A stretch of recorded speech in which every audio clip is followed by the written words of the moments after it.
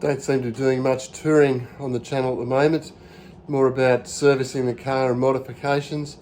I've been waiting for about 6 weeks for this exhaust system for the FJ. It's a Beaudesert catback.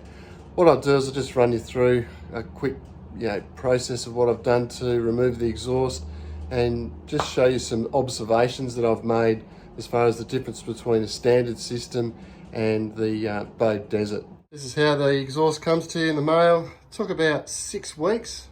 They're a little bit behind from what I understand, so all nicely wrapped up there. Comes with obviously instructions. You'll need to buy some RVT exhaust silicone for these round gaskets which are in here. These ones here, apparently got to put a bit of silicone on them. Sticker, warranty card, and a beer cooler. I unwrapped the this hot dog type pipe, I guess, that I think replaces the secondary cats, or I don't think it's a secondary cat, doesn't look like a cat. But I'll have a look at the exhaust when I pull it off. So I've just laid it out just to make sure all the bits are there. Looks like a quality bit of gear. This is just their standard coating, it's not HPC coated.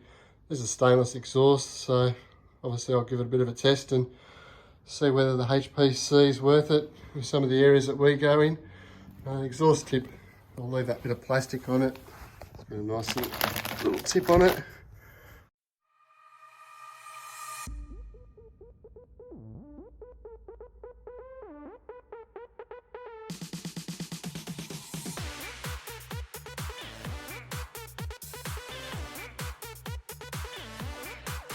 Here's a hot tip for you. If you're trying to undo those rusty bolts, go down to Bunnings and grab some of this. It's probably the most expensive one down there. It's like 30 bucks a tin. I did a bit of a Google review on it and it came up pretty good, so I thought I'll give it a test because I was really struggling. I tried the WD-40, that didn't do anything, and tried this on it and worked an absolute treat. So yeah, if you're undoing exhaust bolts, yeah, maybe grab some of this. Gives you a bit of an idea of what I was up against with these nuts and bolts, how badly rusted they were. That spray worked an absolute treat. So yeah, do yourself a favour and get some of that and spray it over a couple of days, and I'm sure you'll find it a lot easier than I did. As I said before, what I'm really after is flow. This is probably a pretty good example of the difference between the standard system and the Beaudesert. So that's the just out of the cats on the standard system, and then that's the Beaudesert. So yeah, it's a pretty dramatic difference there. Also that crossover pipe that goes under the cross member, as you can see on the standard they flatten it right out to get it under for a bit of clearance obviously. Beaudesert, nice round pipe.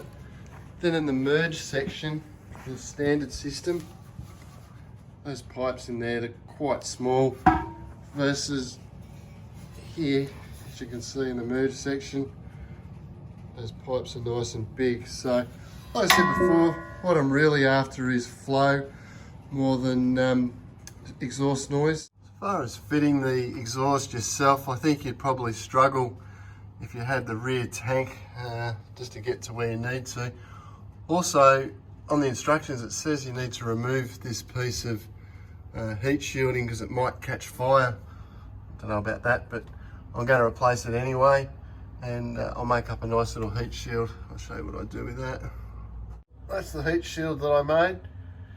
Came up alright, so I don't know whether it's really needed or not, but give it a go. Well, sort of been stopped in my tracks a bit here.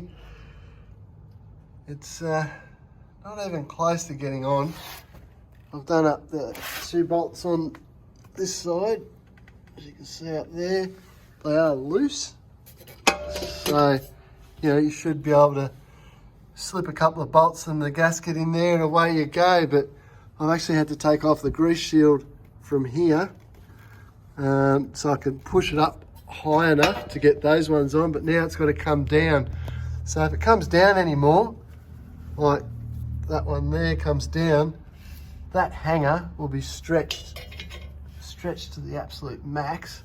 And this one, As you can see, it's a bit cockeyed, and you know, that'll be like squashed completely flat. Well, she's all in, fits a treat.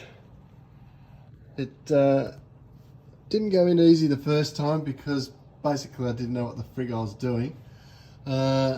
Trick is that you have all the bolts, including those ones that bolt up to the cats, loose, and you do it from the rear to the front, and it'll all bolt up nicely. So yeah, it's a little bit of a tip there. It did say in the instructions to do it all loose, but I didn't think that it meant those cats as well, but obviously that's the case.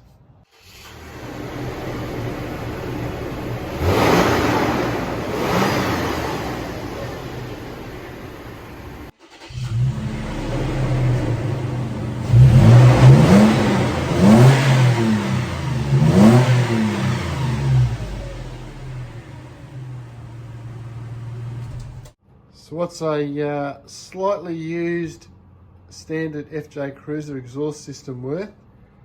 Never been off-road or done any salt work. Mind you, it's not rusted through. Someone wants to give me a slab of Beck's beers, it's yours. Yeah, right.